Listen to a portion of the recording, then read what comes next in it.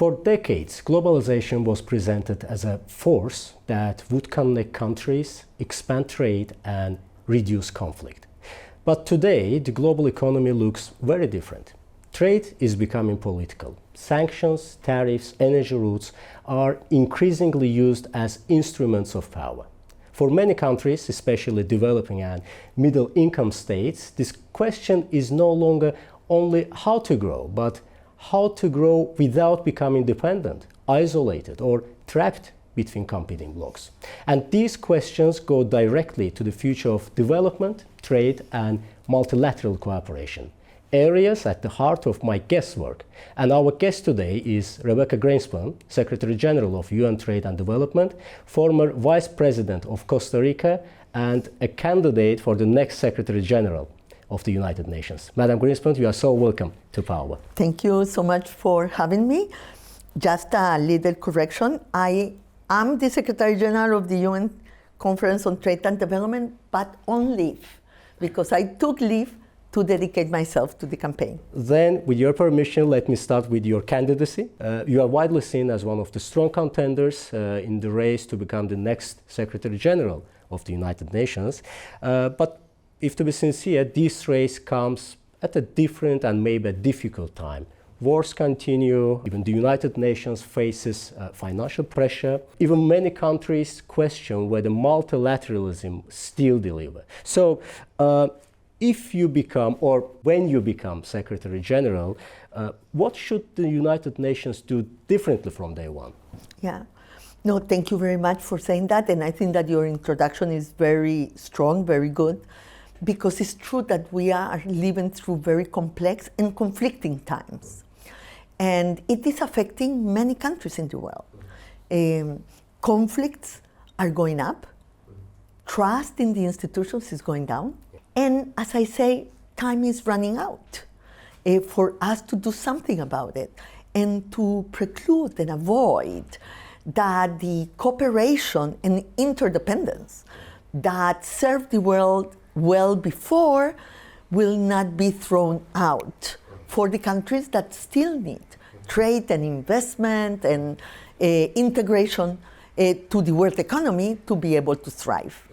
And I think that that's one important thing now, precisely in the race for the Secretary General of the UN. One of the first things that I will do, and I have said this very strongly, is to bring the UN back at the table where the negotiations to end wars, to end conflicts, to mediate, to make peace are happening. If we are not there, we cannot influence the outcome. So we need to be at the table, and we need to bring the instruments, the tools, the knowledge, the experience that we have accumulated all these years to be able to be of service to the peace and security agenda in the world. It's also about the diplomacy, right? You have recently said, if I'm not mistaken, to the Deutsche Welle, that the world is crying for diplomacy, right? It's true. So yes. Diplomacy today is also about economics, it's about tariffs, let's say sanctions, even stock markets, etc. So this also brings us directly to the central question of power, maybe. I mean, is the global economy still a space for cooperation, or has it become another battlefield? It's a wonderful question. I really believe that geoeconomics had certain independence from geopolitics before. And that space, that independent space, has shrunk. So now, in a way, geopolitics and geoeconomics are two sides of the same coin. And so geoeconomics is dependent on geopolitics, but also geopolitics is dependent on geoeconomics. Let me give you an example with the tariffs and all what happened in 2025. Yes, when tariff went up and there was a change completely in the trade regime that we had before. But at the end, you know, there was no complete open tariff war. And we ask ourselves why. And it's because countries restrain themselves because they know the consequence of an open tariff war will be much worse for everybody. And one of the reasons why we didn't get to the worst case scenario in that we imagine as economists, yes, on the trade war is because the US and China at the end negotiated. The US and Europe at the end negotiated. So there were negotiations taking place, and everybody at the end believed that negotiation was a better way forward than a total tariff war. So interdependence at the end cannot be marginalized completely. At the end, you end up negotiating because it's better for your economy, even those that believe more in tariffs than the others. Mm-hmm. And if we go back to our region, let's say including Azerbaijan, actually Azerbaijan is positioning itself as a, let's say, connectivity hub through the Middle Corridor, right? And it's all about the energy routes, it's about the supply chains, logistics, even digital infrastructure, right? But sometimes we do see that connectivity also raises question of dependency. For some countries, it's about choosing the size. I mean, how can countries stay open to all their partners without, let's say, becoming dependent on one bloc or one market or even one currency? First of all, I really believe that there is a kind of a back to regionalism thing happening in the world. Yes, regions are looking around and see what else can we do together. Yes, and maybe there are synergies and more cooperation, more integration that we can have between us to be able to be more successful in how we insert ourselves in the global economy. So your region is a very interesting one. You know, you are bringing Central Asia, connecting Central Asia with Europe and China. And obviously that connectivity brings a dynamism and the possibility of trade and of regions that will develop around that connectivity increases. And so that is good for you. Now, you are not doing that to close yourself in a region. Definitely. You are doing that to integrate better to in the opposite world. way, yeah. Exactly. So if we have what we call open regionalism, that will be good. You will have these synergies of regional integration together with the opportunities that the global economy gives you. And I think that that's the right way to go. It's something different from the globalization, right? It's a bit different, yes, because blocks will become more important. For example, Africa. Africa's integration free trade area is a huge opportunity for Africa. One of the problems that they have to advance the project is that the connectivity between the African countries is very low. So they need to invest a lot in the infrastructure, in the connectivity, in the convergence of trade standards and norms to be able to take advantage of the opportunities that the integration will bring. But they will be able to negotiate much better with the world if they are integrated and they are a bigger market with economies of scale. They will integrate themselves in the value chains much better if they have a more unified voice than every one of them apart. And that is more or less what is happening. Maybe that's why dialogue platforms also matters and important. For instance, now we are sitting in the headquarters of Nizami Ganjavi International Center, and we all know this center is becoming a kind of meeting point of global North and also global South, right? Bringing together leaders, former heads of states, governments, policymakers, even international institutions like. And in today's fractured, let's say, geopolitical environment, can these kind of platforms, I mean, global back forum, build trust between the regions? I really believe so.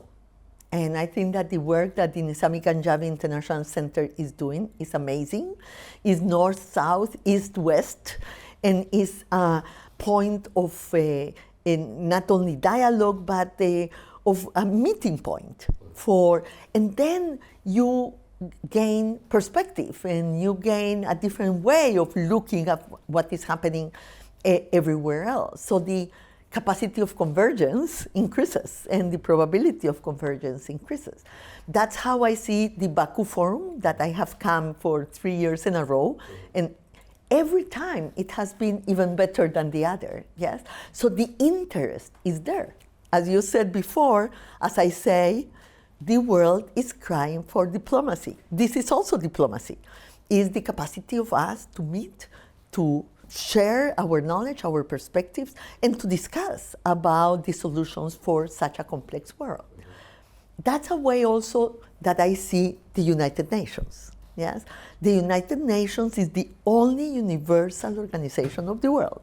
It has the legitimacy of having all the countries in the institution, and they have equal voice in the General Assembly. And so it's a unique space for diplomacy. At the same time, if you allow me, let me say, the United Nations has to partner with these other organizations, with the Nizami Ganjavi International Center, with the regional organizations that exist today and did not exist in 1945 when the UN was born, with the new actors like Azerbaijan, yes, that is a new voice, a new regional voice, or in other parts of the world there are new actors, new mediators. So let's partner with the civil society, with the private sector. They have knowledge and capacities that are very important to solve the problems of the world today. So let's refocus ourselves in the things the UN can do well and is unique in doing, and let's partner with others that also have solutions, knowledge, capacity, dialogue spaces, and ideas to share. Madam Grynspan, actually we are meeting just after the WOOF 13, and it is the second largest international event that ever held in Azerbaijan. So one of the central questions of this forum was the future of the housing, resilient cities, and also the sustainable communities. But beyond the forum itself, I believe the main question, or one of the main questions, still remains: who should finance the cities of the future? Yes, I was Minister of Housing of my country.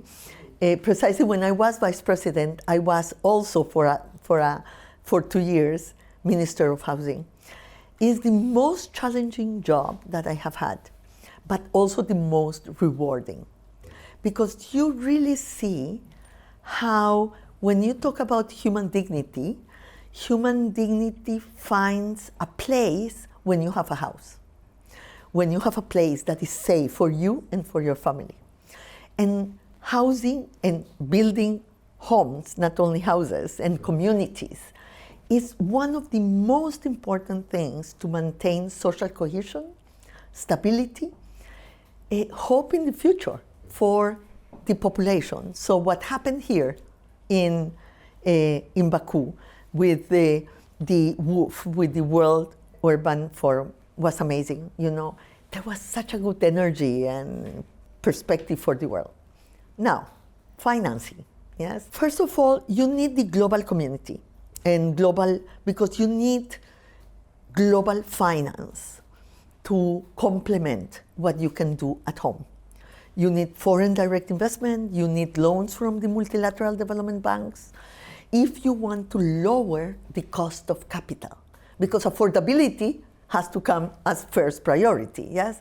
And so if you want to make housing affordable, you have to lower the cost of capital. And foreign direct investment, multilateral development banks can help a lot to be able to do that at scale.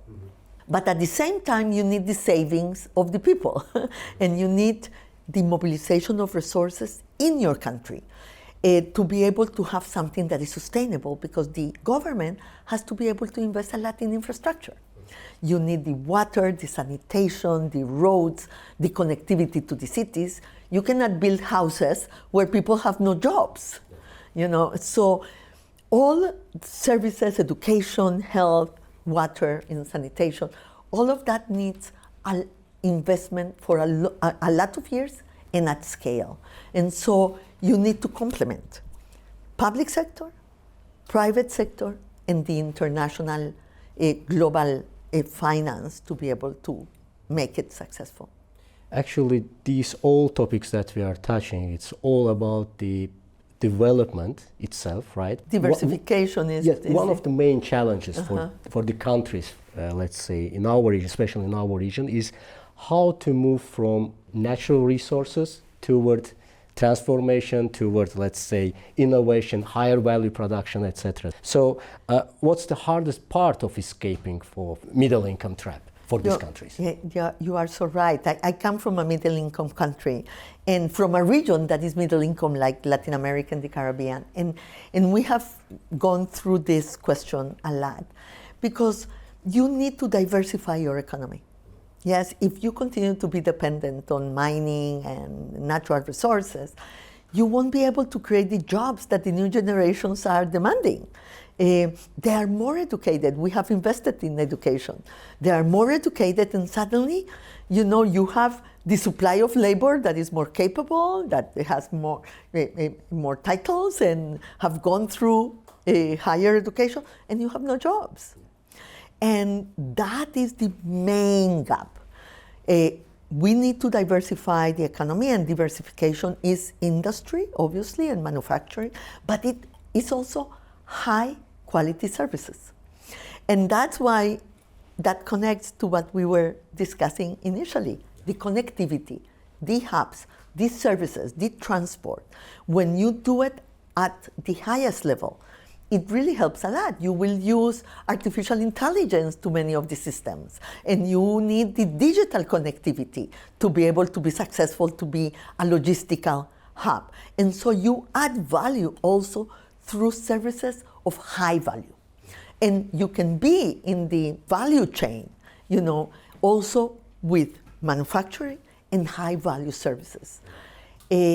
For that, you need really the private sector. You need a conversation.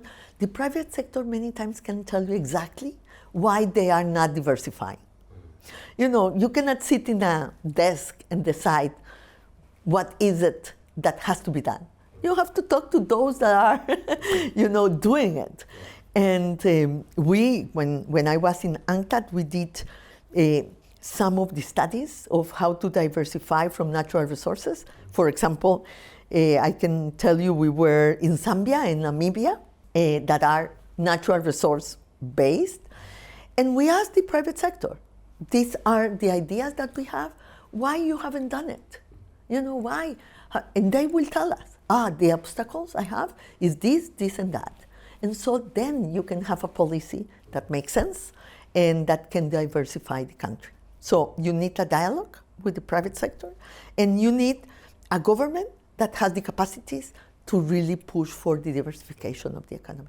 And Madam Grynspan, actually the final question of our program of Power is about the prediction.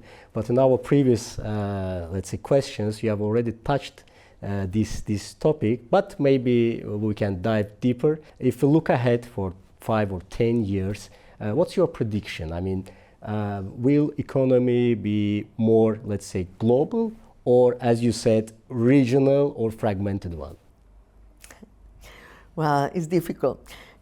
Let me answer very honestly to you. It depends on our choices. I don't think that the world is going only in one direction. I really believe we are living in an era of contradiction. That's what many call a crossroads. Yes, but in a crossroad, you have choices. You have to choose which road to take. And I think that we need to take the road of stability and cooperation. Uncertainty is very bad for the economy. Yes, if you live in total uncertainty, investment will suffer, trade will suffer, and we will be less prosperous. We will be unable to share more. Yes, if we find the way to cooperate more and to stabilize the perspectives of the economy, so we will be able to make better economic choices, and then the world will be more prosperous. I really believe that we can make that happen, that cooperation and interdependence with the sovereignty of states, as you know, obviously, but cooperation can enhance the possibilities to share the knowledge and the amazing technology breakthroughs and science breakthroughs that are happening in the world. Fragmentation will mean less prosperity, more conflict, and more instability. So I bet for the multilateral system, to be more agile, more useful, closer to the problems of the people, for the UN to reform, to be fit for purpose. But that effort will be a better effort. It will take us to a better place than fragmentation.